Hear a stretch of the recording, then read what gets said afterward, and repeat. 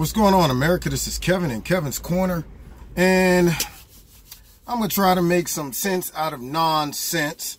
Before I get to the topic at hand, I want to address the Cleveland Indians. Now, in our political correct society, some small group of people who's able to make decisions for the rest of America has whined enough to now change the Cleveland Indians mascot or logo, which kind of blows my mind that they would be able to do this, for the simple fact that the Native Americans aren't even mad about it.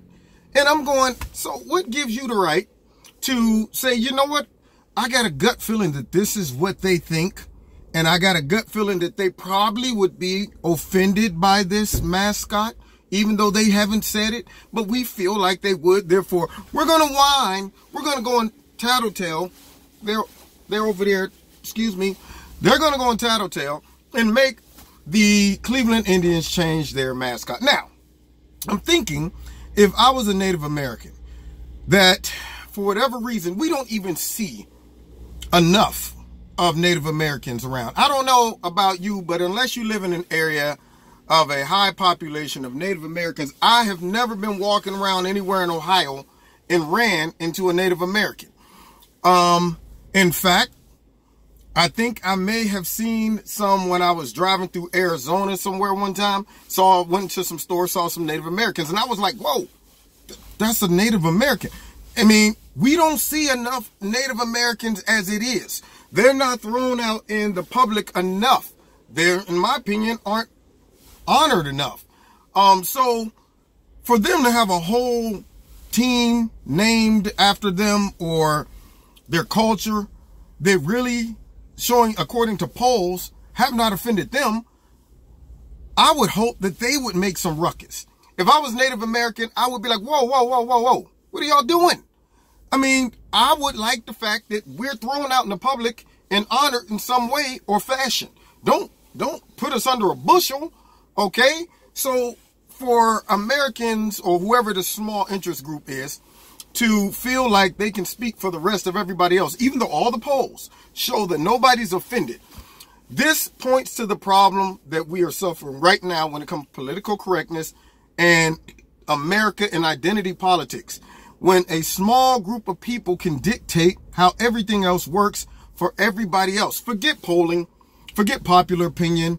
None of that stuff matters. It all comes down to a group of 5 people going, I can't believe they have a Native American on their hat and on their shirt. That's ridiculous. My feelings are hurt even though I'm Irish or even though I'm Italian or whatever nationality you are. And you're complaining about this. And I'm going, see?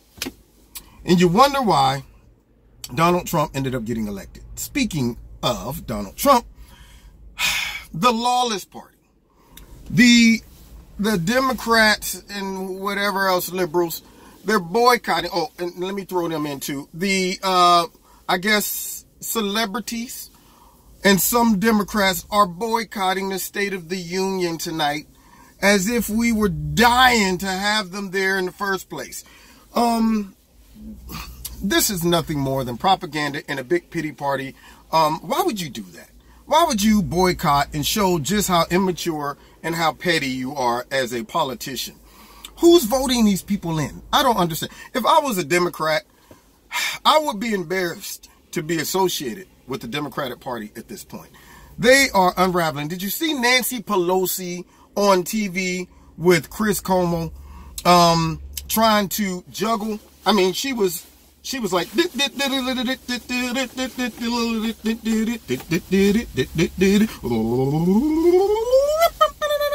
she juggled the heck out of the questioning of why wouldn't you want these memos released if it points towards corruption in the FBI and this whole Russia collusion thing, especially as it pertains to surveilling American citizens. which Donald Trump said that he was being surveilled by the Obama administration, and all of the liberal TV stations and news said,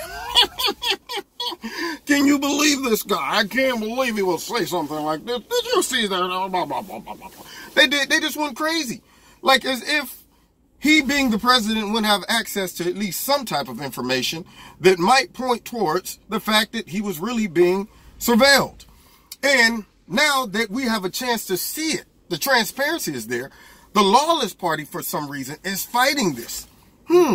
Go figure. See, anytime the Democrats is mad about something, then that must mean that it is pointing towards some type of justice, some type of truth, or some type of reinforcement of the law. Anything that is lawless, anything that is pointing towards corruption, they are definitely, they support that type of stuff. That's why I call them the lawless party. They defend any act or person that is lawless. Let's go down the list. Andrew McCabe. This is a guy that resigned yesterday for some reason. Now, if I was a betting person, just using deductive reasoning, this man tiptoes down and takes a look at the memo.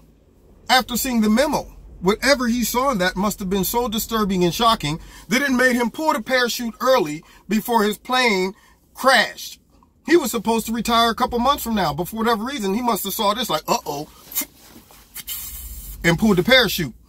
And yet, Democrats are defending this. I can't believe it. President Trump must have forced this person to retire. He didn't force him to retire. He forced himself to retire because whatever's in that memo is probably going to point right towards him and James Comey, which is now also another Democratic hero. Can't believe President Trump fired James Comey, the person that actually exonerated Hillary Clinton of all of her crimes.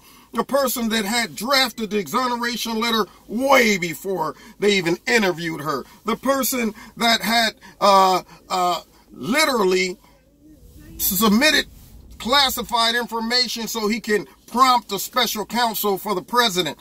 And yet they're shocked that this man would be fired. He's now their hero.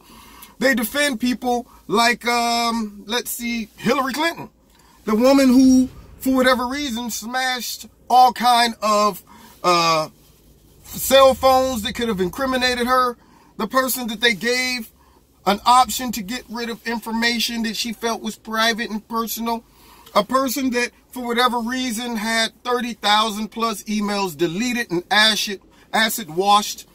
And I'm going, why would y'all defend that unless you are the lawless party, unless y'all defend lawless people because y'all are lawless, perhaps?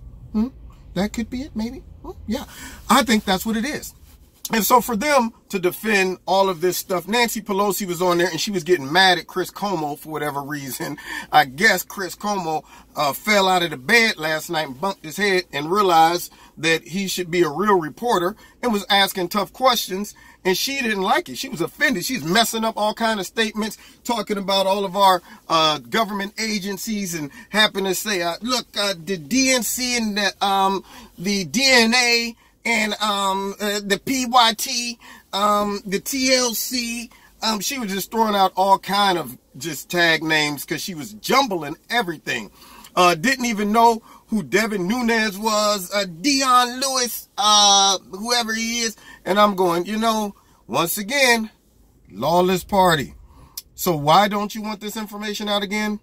Could it be because that information is going to implement a lot of corruption and underhanded work as it applies to Donald Trump and this whole false Russia collusion situation? I think that's what it is. And I'm going to tell you right now, I'm licking my chops. I'm licking my chops like a dog to a bone. I can't wait until it drops. I'm telling you, I'm buying tickets for the release, okay? I'm going to be sitting outside of Capitol Hill looking like, come on, man, open the doors. What's up? I'm trying to get in and take a look at this memo. I want to see what really went down. Is it going to justify what we all been talking about? Probably yes. Okay. Anyway, and finally, who is this lady? I forget her name. Kristen Killerman, I think, was on The View yesterday talking about chain migration, and Killerman had the nerve to keep repeatedly saying chained migration, and said that when Donald Trump talks about chained migration, it's racist. And I'm thinking to myself, how does this even apply to chain? Are y'all trying to equate this with like bringing African slaves over here in chains? That's what, maybe she forgot that Lyndon B. Johnson is the one that came up with the term chain migration, who happens to be a Democrat, and that Bill Clinton and all of the rest of the Democratic presidents also referred to it as chain migration for some reason. Now, they're not racist. I'm puzzled. Can you help? Oh, I'm sorry, nobody's there. Can somebody explain that to me? Chained migration. I think what she's trying to make it appear, and the imagery she's trying to create, is that somehow Donald Trump has this vision of all these Mexicans chained together being drugged over across the border. We ain't bringing them here. They coming here on their own. Okay, so how is this chained migration? You can't go to another country illegally, then the country is gracious enough to give you amnesty or citizenship, and then in return you demand that all of your family can come over here. That ain't chained migration. We didn't put them in chains and bring them here. They brought them here themselves. And so for people to try to make this out to be some type of racist thing, it wants to go shows the illogical, non-practical response that the Democrats have. If you are a Democrat, there's still time. If you are a normal human being walking this planet and you're not in politics, there's still time to come over to the light. Take my hand. The altar call is being made. Come on, get out of there before it's too late. Because I'm telling you, their logic is just, I don't even know where it's gone. They are preying upon illogical thinking people to still vote for them. When you start saying this is racist, no policies you're arguing. You are doing nothing but politicizing, not bringing policies. You're doing nothing but just propaganda. They should substitute policies for propaganda when it comes to the Democratic Party. Well, we don't want to talk about policies. We want to talk about propaganda. That's what we're here to say. And if you have any logic that you're bringing to this argument, I have one word for you: racism.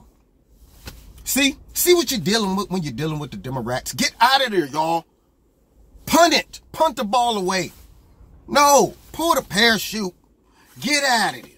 This is Kevin's Corner. I'm excited about State of the Union tonight. Let's see what happens. I'm sure there's going to be negative feedback from the Democrats afterwards. They're not going to acknowledge the fact that the economy's booming. They're not going to acknowledge the fact that ISIS is defeated. They're not going to acknowledge the fact that American citizens are getting money back from Donald Trump's policies. They're not going to acknowledge the fact that even all of these corporations who hate Donald Trump, they're still saying, man, I don't like this dude, but I got to give it to him. His economic policies is hooking us up, and is hooking y'all up too who work for us.